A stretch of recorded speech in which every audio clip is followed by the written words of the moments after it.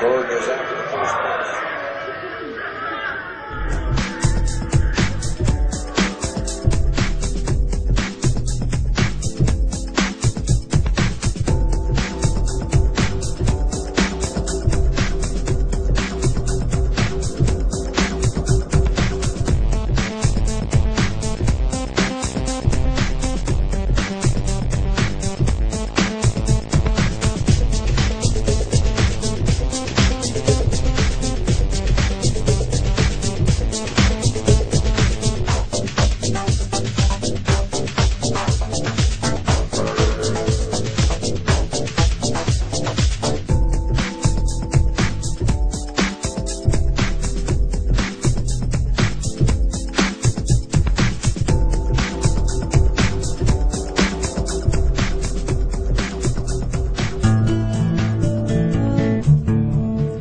Maybe your first experience of putting money in the bank wasn't quite as heartwarming as this, but odds are, years later, you still refer to the balance showing on your bank account as being your money in the bank.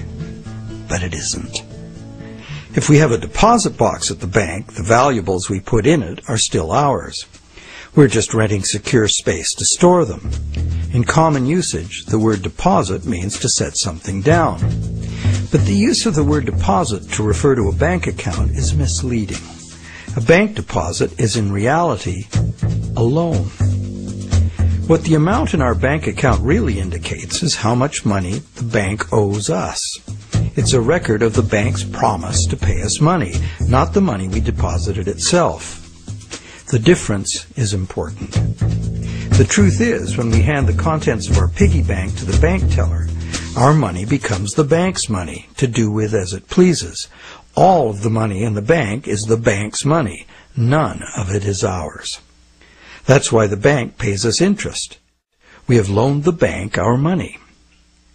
This may seem to be a semantic distinction. We know we can go to the bank at any time and take our money out in cash if we want to. But the distinction is not semantic, nor is it trivial. The distinction is crucial. What happens in banking affects everyone, and yet few of us know anything at all about how banking really works. The entire world economy now runs on a system of credit provided by banks, and when that credit system breaks down, everyone suffers.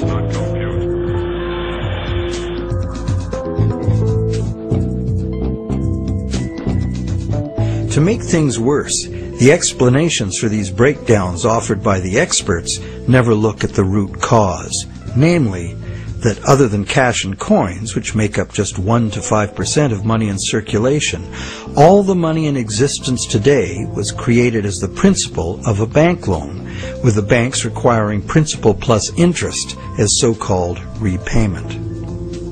Not only does this make the existence of money entirely dependent on the existence of bank credit, it makes the system as a whole bankrupt by design, as total debits, principal plus interest, exceed total assets from the moment the first loan document is signed. As the global banking system staggers towards worldwide collapse, more and more people are realizing they can no longer ignore the realities behind banking as it is practiced today.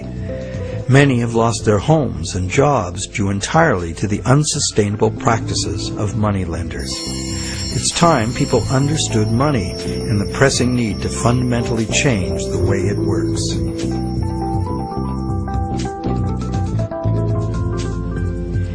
Clarifying what the words used in banking really mean is the first step. Now that we know that a deposit is, in truth, a loan to a bank, the next question is, what is a loan that we take out from a bank? When we sign for a loan, we give the bank a pledge to pay the amount of the loan plus interest. In return, the bank credits our account in the same amount as this so-called loan. While we speak of the bank as having put the loan money into our account, in reality, the only thing the bank puts into our account is its promise to pay the money. What has actually happened is an exchange of promises. Neither party has delivered anything to the other except matching pledges of debt. So who is the borrower and who is the lender? The terms loan, lender, and borrower are all misleading. The truth is that the two parties have traded promises to pay and in the process created something called bank credit or checkbook money that can be legally spent as money. Bank credit can be spent because we, in our innocence, notice that each time we deposit into our account, it increases our balance by the same amount. In fact, unless we put something in, our account will be empty. Thus, it's a natural assumption that money in an account is money someone put in. The account is a promise to pay, not the money itself. In fact, a promise always indicates the absence of the item promised. Otherwise, why does it need to be promised? Now, because all bank accounts are just promises to pay, the bank and the borrower can simply exchange promises and, in the flash of a few keystrokes, a positive balance appears in the borrower's bank account without anyone putting existing money in. Now you know the real source of what we call a bank loan.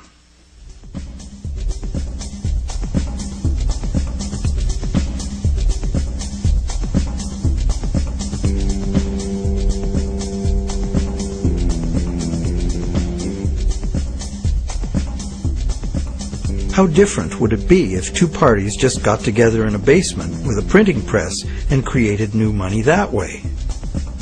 We intuitively understand the act of fraud called counterfeiting. In printing fake $100 bills, the counterfeiters also create new money out of thin air. Money gives us the ability to purchase the real goods and services of the world. It's clear that the counterfeiters have created new ability to purchase real goods and services without giving anything in exchange except a fancy piece of paper.